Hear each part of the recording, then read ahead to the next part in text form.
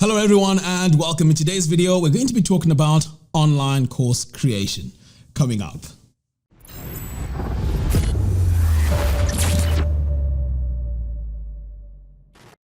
Alright, so in this video, as I mentioned in the intro, we're going to be talking about how to create courses online or online course creation. So there are several tools that you need to have in place in order for you to create online courses. So this is what we're going to be covering today. So I'm going to go through what I use, what I'm currently using, and also what I recommend. So let's take a look here at the list of things that we need. So over here, the most important thing is you need a decent computer, because this is going to be pretty much your main tool that you're going to use to record and edit all your courses. So I would get a decent computer. The computer that I use right now is about 5 years old and pretty much it does a very good job. It's an iMac, but it does a very good job. Now on this computer here, the most important thing as well is to make sure you have a system that gives you full control. So I know there's places like Thinkific, there's also Teachable, Udemy, and so on. But what I highly recommend is having your own website running on WordPress. You have your own plugins and pretty much you own your own content. And depending on how much value you bring to the table, you can charge whatever prices that you want. Whereas on platforms like Udemy, you don't really have that power to control how much your courses are. All right. So here we said we use WordPress for our system. And as I mentioned, this computer here is also going to help you edit and publish all your courses. All right. So what happens now is once you set up your WordPress website, you're going to need a few pieces of software, and that is LearnDash. Now, LearnDash pretty much controls the structure and lays out your course in a nice way, which is very easy for all your students to follow through and complete your course. It also has features on ticking for a lesson that is completed and also giving you a summary of what you've done, and also great things like certificates and also progress reports. Now, moving on.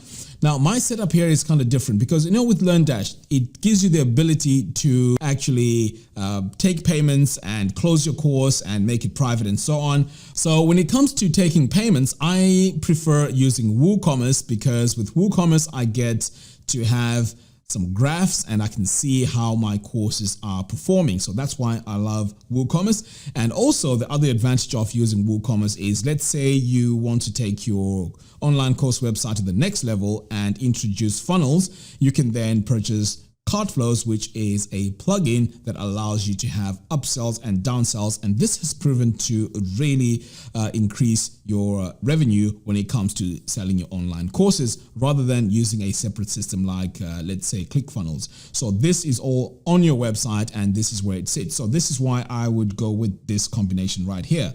But it doesn't mean that if you set up LearnDash, you cannot sell your courses without these two. I mean, this is just my preferred way of doing it. It's a bit more advanced, but that's what I prefer doing. And by the way, I also have courses that help you set this system up anyway. So if you buy LearnDash using my affiliate link, you will get access to the course that teaches you how to put everything together. And over here on Cartflows as well, I have a course that teaches you how to use Cartflows itself.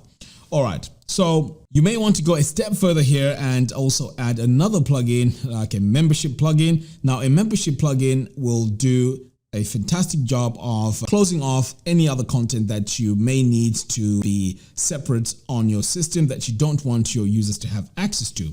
For example, let's say your course comes with, let's say, some course material. So you can have a resources page, which is only accessible to all your students. So therefore, that page can be protected to those particular, students. And with a membership plugin like, let's say, Wishlist Member or MemberPress, you can actually define whatever page you want for your students to have access to. So this is the powerful use of membership plugin. So I actually use a membership plugin because my courses, some of them come with templates. So those templates are on specific pages which have restrictions to those pages. So only customers will have access to those pages. So that's something that you may want to consider here.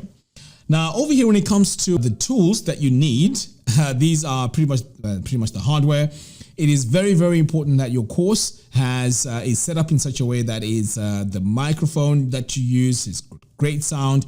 And the microphone I use at the moment, I know it's overkill. It's an Shure SM7B, but you can use USB microphones, and this is what I highly recommend. I mean, all my courses pretty much until last year were using a basic microphone which cost about $97, and this is a Blue Yeti. It's a very, very good microphone, and it does a fantastic job. And to be honest, if I were to test this too and ask you to listen to which microphone sounds better after all the compression, after you've saved the videos and all of that, you know, the difference will be very, very minimal. So if you're starting off, I would highly recommend that you go with a microphone that is good quality and cheap, like a Blue Yeti. And by the way, I'm going to leave all the links to those gear stuff that I'm talking about. All right, so the next step is the webcam. So when it comes to the webcam, you have to use something that is decent, because you don't want your videos to look very, very grainy. And I mean, it's all about packaging your course in a nice aesthetic way. So this is why you need a good webcam, and I highly recommend the Logitech.